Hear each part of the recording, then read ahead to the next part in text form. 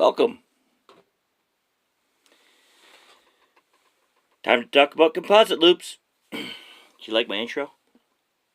Okay, well, here we go. It's been kind of a bear setting this up. I'm not sure if this is going to work or not, but we're going to try.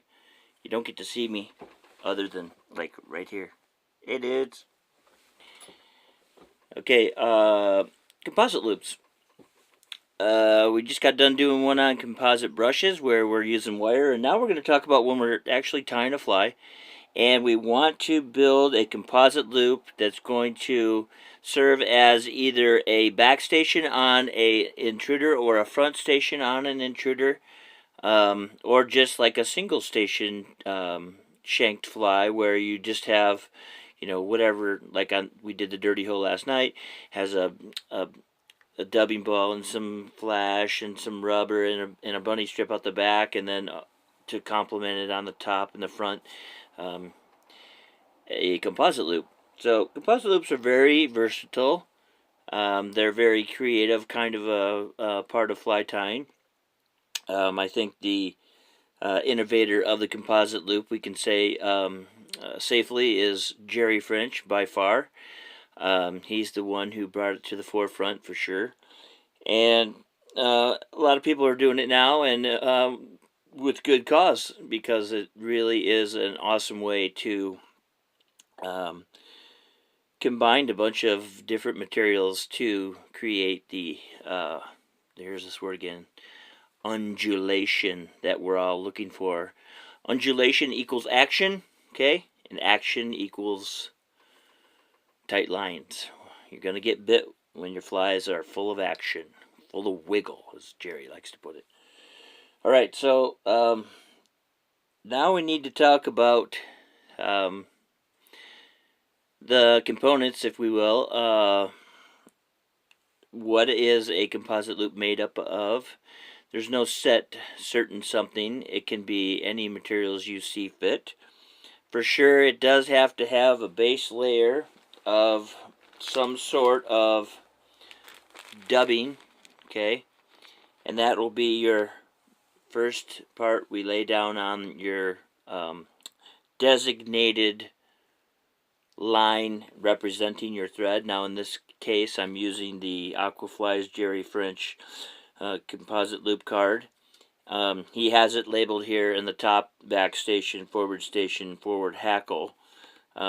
I think his intent was that we can put some materials on the back station of an intruder, and then as we wrap it forward, you're going to find out that this other two stations will combine to make the intruder all inclusive in one composite loop. But I don't build them that way. I build them one loop at a time, and basically for me it is the predator wrap, some sort of hair, some sort of feather, okay? Now the hair can be natural or it can be synthetic, and then I like to complement them with flash either in the hair section or the feather section, okay? This is only, let's measure it. Most of my composite loops end up being approximately, the overall card is 5 inches.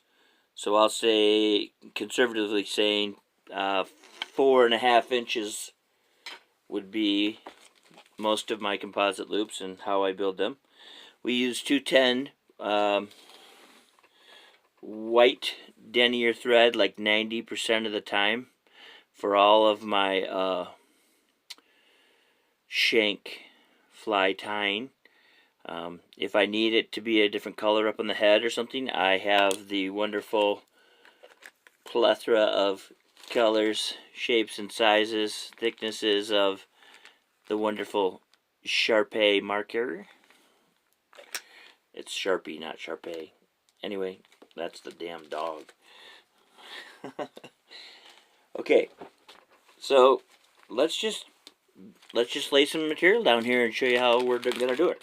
All right, now, 2 things you have to remember that are very important.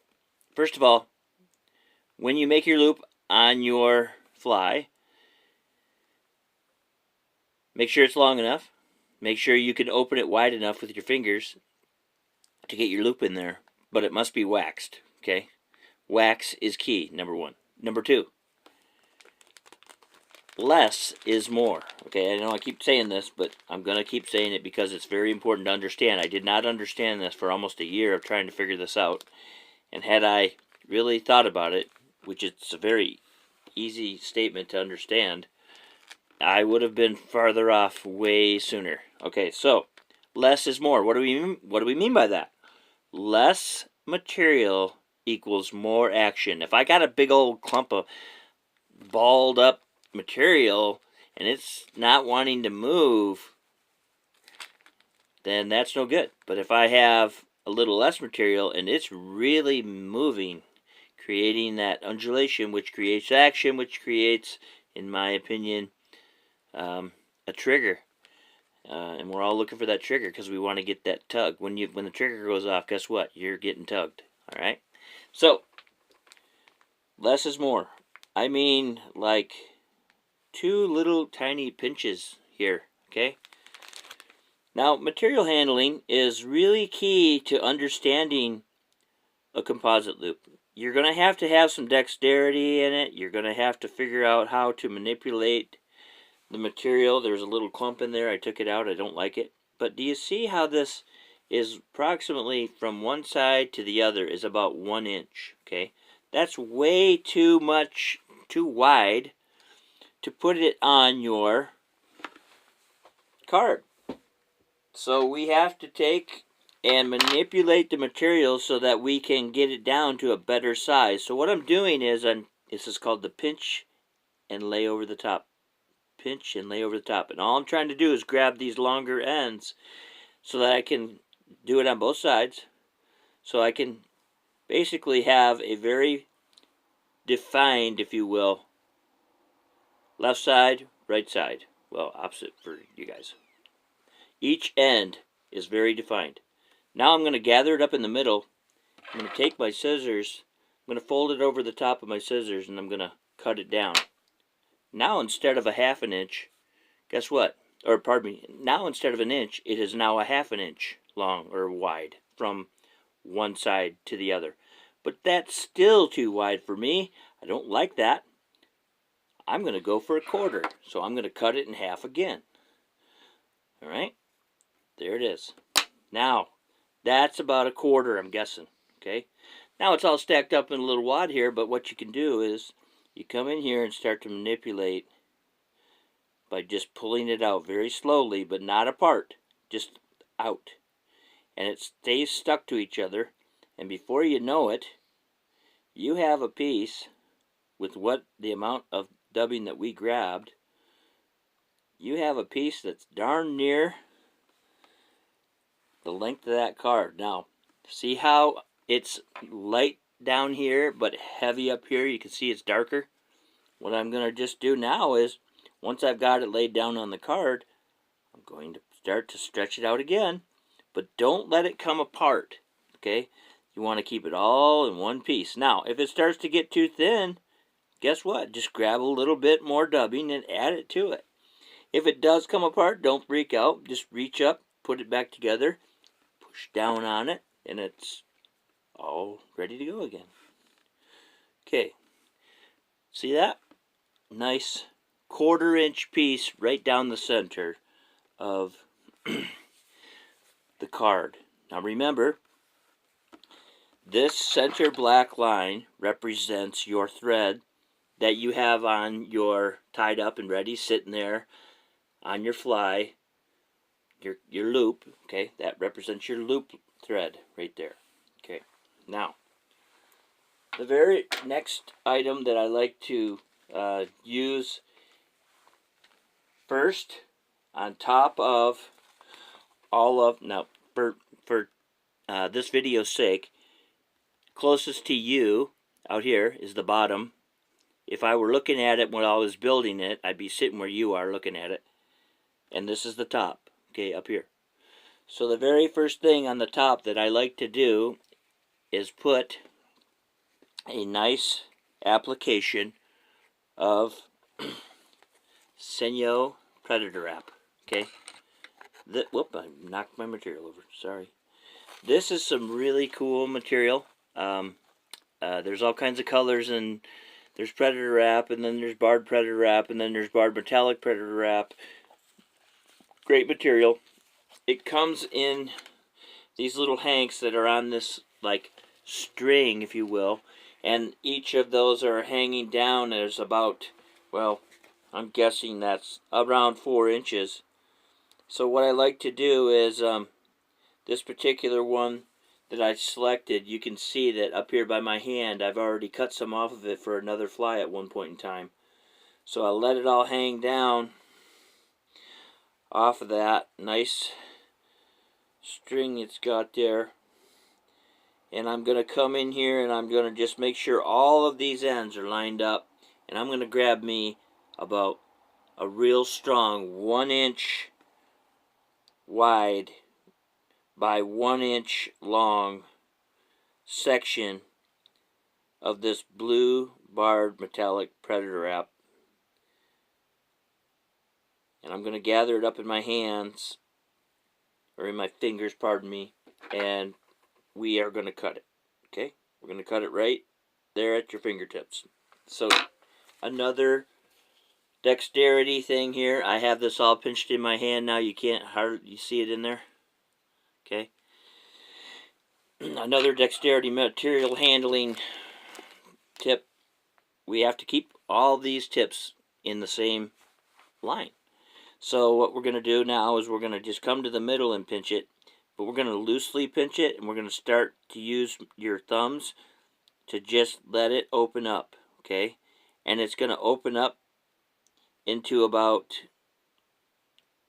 I got a couple wild ones. If they were wild and they aren't going to cooperate, get them right out of there, because you can come back and put them in later, or just throw them away.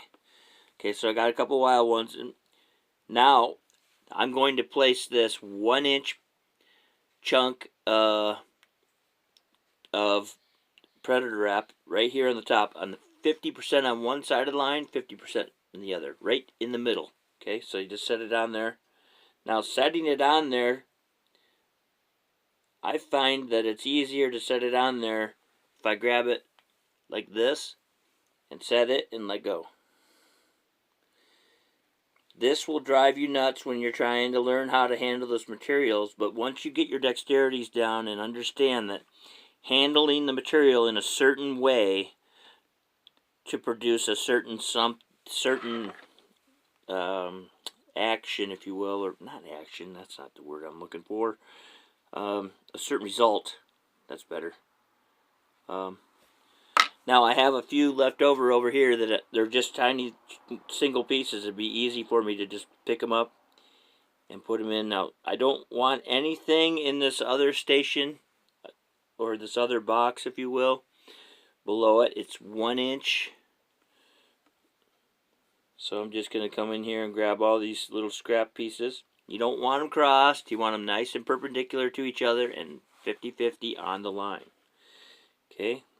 Now, you can mess around with spreading it out here on the card if you want to, but I think it's easier to manipulate the material once the material is in the loop, not here on the card. Okay, it's pretty close. I got it good. Okay, now the next thing we're going to do is we're going to put some sort of hair in there. You have Arctic foxtail you can use. I'm a big fan of this lately. This is the Pro Sport Fisher possum, dyed possum. That would be good. You can use this shimmer hair in there if you wanted to. Synthetic shimmer hair. This is pretty cool stuff. You can use this new product. Not new, but this product from Fly Tyers Dungeon called Crystal Web as a hair. That's pretty cool too. Whatever you see fit, however you see fit. Today I'm going to use this Pro Sport Fisher possum hair because I'm digging this. I think this is awesome. It's really fine. It's easy to cut off the hide. You're getting about the perfect length right off the hide. When you get the the foxtail. Sometimes it can tend to be a little long, but you know, long is okay, is if that's what you desire in your loop. For your loop, I dropped some material. If you desire it to your composite loop to be long and big and fluffy, well, that's what you choose. But most of the time, my intruders or shank flies are 3.5 inches, and I don't usually run anything over 2 inches long on any of my composite loops. So you can tell right now when I cut that off there's some yucky in there, and so I got to get the yucky out. So if you brush it with your comb, that'll do it. Okay, this is also really clean off the hide.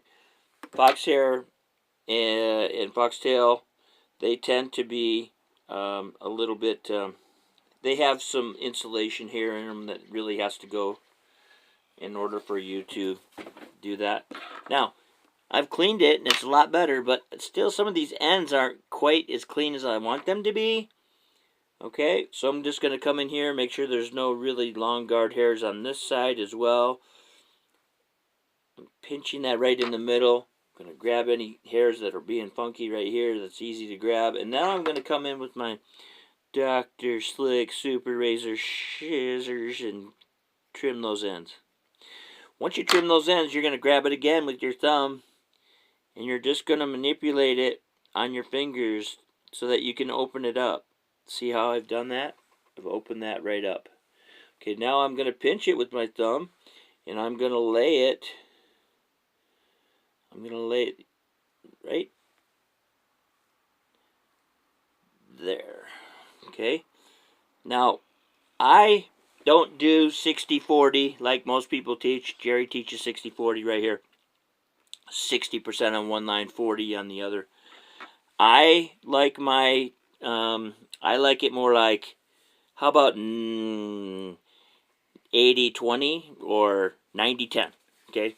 80% on one side, 20 on the other, or 90% on one side and 10 on the other. That's what I like to do. Now at this point in time, this looks like maybe not enough dubbing down here to my liking. So I'm just going to add a little bit of that to it. Alright. Just gotta, here it is.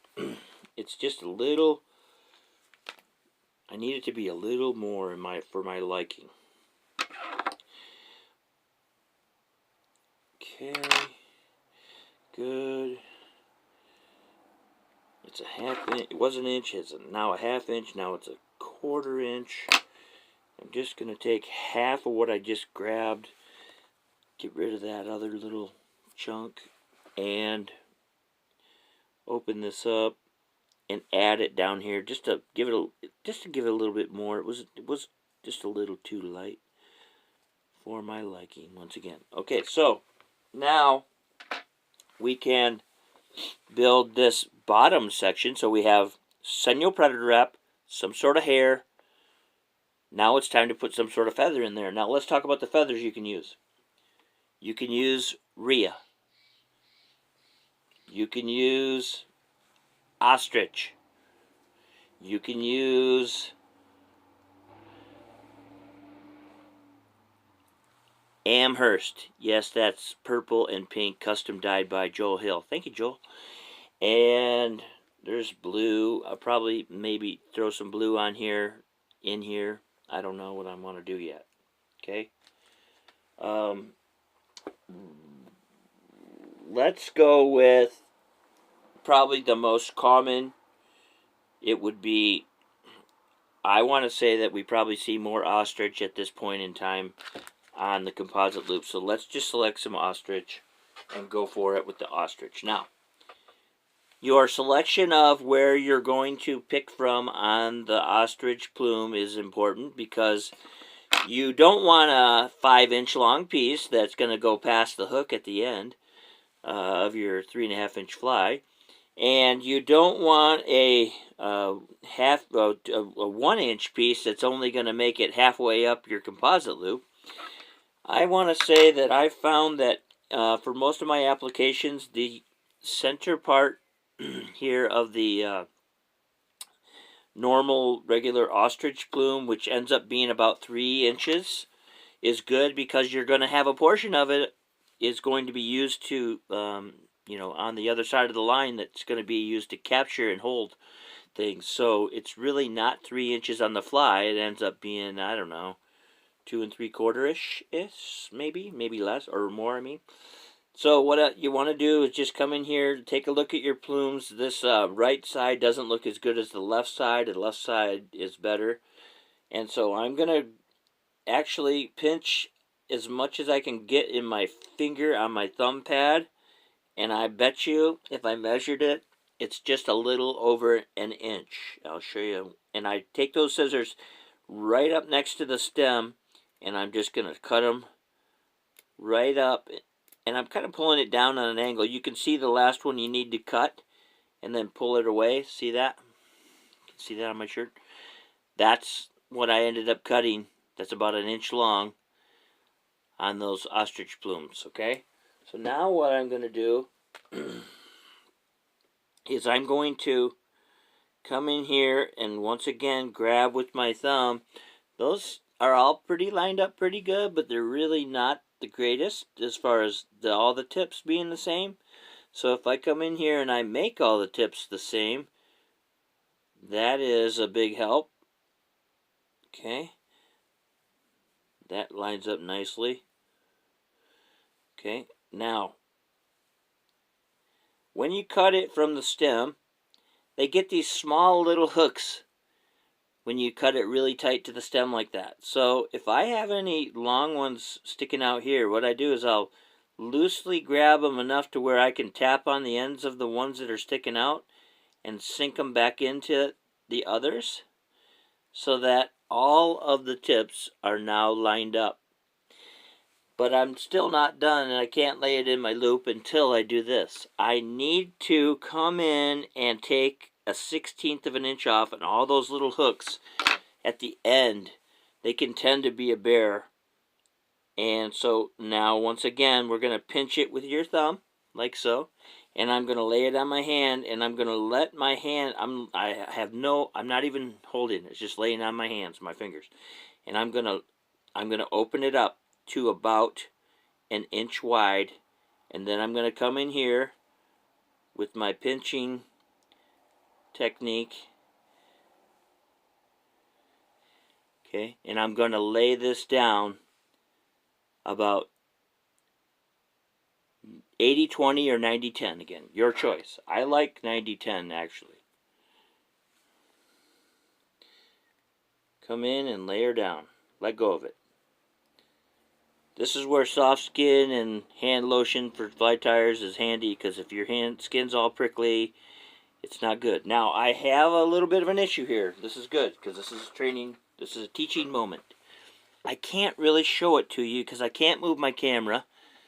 But what's happened is some of these ostrich plumes have crisscrossed on the top. So I just have my needle bodkin. There's different sized bodkins. Use the smallest one you can get and have. And I'm just going to lift up the ones that are being problem childs.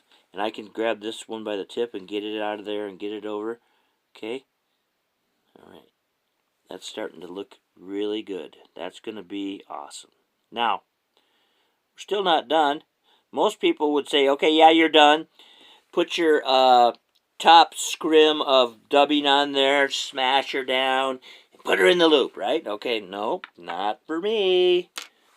I have a couple other little tricks up my sleeve that I like to do, and I think it's tough for you to see these little things I'm doing in my composite loops, especially when I post a picture on like Skagit Tire or wherever I might post a picture.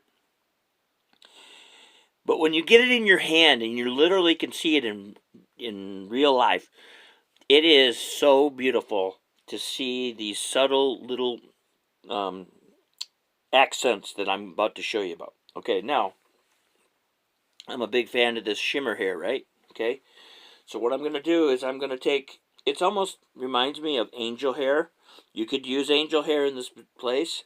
You can use the new I don't know if it's new, but it's a product from Fly Tires Dungeon called Starburst Fibers. This is very handy. You can cut it off this shank into the length you want and then place it wherever you want in the loop. I usually don't put anything designated other than crystal ripple ice fiber up here with the sinew predator wrap. But what I like to do is, it's just almost when I was, I don't know if you saw my dubbing brush video today, but when you go to lay this onto the table for your dubbing brush, the same technique applies here. So I'm just going to grab a little pinch out of the top. See that? Can you see how much is out? It's hard to see. Yeah, anyway, just a little pinch, and it's a very small amount, okay?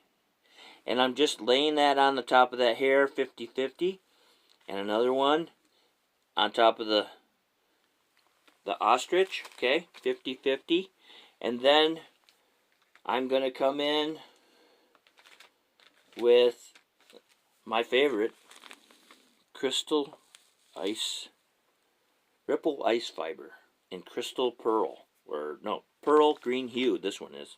There's UV pearl as well. There's a lot of cool colors. Not much, just a little. And I'm putting it on the hair and also on the ostrich. Okay, now, I've been describing in some of my other videos that this is like a peanut butter and jelly sandwich. That first layer of dubbing that we laid down was your first piece of bread. And then these materials we just talked about are the peanut butter and jelly. Okay? And now we have to come back in with more dubbing. We're going to take this dubbing. We're going to do the same thing. The same amount. A very light amount. And we're going to get these. There's a little chunk in there I don't like. Get rid of it. We're going to take this and we're going to line up those ends again. Okay? And then we're going to pinch it in the middle, making sure that the ends are lined up. And we're going to take it from 1 inch to 1/2 inch. Then we're going to line up the ends again. Everything looks good. We're going to pinch it in the middle. We're going to take it from 1/2 inch, fold it over your scissors down, line up the ends to 1/4 inch. Okay, now it's 1/4 inch. Now I can take and start to open this, but don't tear it apart, and just walk it down your finger. Okay, we want it to get to be long enough and light enough, because remember, less is more. We don't want to bulk this thing right up so it just binds together in a big wad. Okay, so there's the top. There it is on my finger, right? Okay, I'm going to lay it on the top, lay it right down the middle again. It's a little bit shy of its length that I need it and want it to be. Okay, right down the middle. So if it's not long enough, just don't worry. Come back in here and grab yourself a very small pinch. Once again, it's got a little clump in it. All of the dubbings, I wish they did not vary in consistency of length and color, and you know, they just can't make it the same all the time. They try really hard to, and they do a good job at being pretty close, but you gotta pay attention to that. Alright, once again, inch down to 1/2 inch, down to 1/4 inch. I got plenty now to spread out and open and lay down here on the top all the way till it goes 1/4 inch past. So I have 1/4 inch. I have 1/4 inch of past my material. Whoop! I grabbed a hold of it. That's not good. 1/4 inch past the end of the ostrich and 1/4 inch past the end of the sinew wrap. Okay. Now, if you see anything that's kind of bulky, or this is where you want to spread it out and get it ready, because when you go to pick this up, it will be a little difficult to do that if you have it in clump. You don't want it clumped up. All right. Now, here's a key. You need to smash the peanut butter and jelly sandwich. You need to smash the composite loop down with your hand. I like to call it the karate chop. Okay, giving it the karate chop. Yeah. All right. Now, this is important, and I'll tell you why. A lot of people, when you first go to, I call this composite loop anxiety. When you go to first pick these up after you've built them, after you've spent this 15 minutes doing this, okay, and you get this anxiety that says it's all gonna fall apart in my hand, and whoa, how do I grab it? What do I do? Oh my goodness. Okay, I'm gonna take it off the card and I'm gonna spin it around for my sake now. Okay, I'm spinning the whole thing around off the card. So now you guys are gonna have to think backwards, not me. All right. So when it's sitting there ready to go, these are a little bit put together a little bit better than you think. Look, that's the whole thing. I'm picking it up. It's not falling apart because I gave it the karate chop. I smashed it all together. It started to bind to its each one to itself, okay, and others around it. All right. So now this is a ready to pick up and put in your composite loop on your fly. If you have any questions or you don't understand something, you can get a hold of me, either personal message or give me some comments, and I'll try and get a hold of you the best I can. I'm going to end this video for now, and then I'm going to probably get it ready to put this into a loop and tie it up onto maybe the back half of, or the front half of an intruder. Okay, I hope you enjoyed the video. Remember, tight lines, shoot straight, keep your gunpowder dry.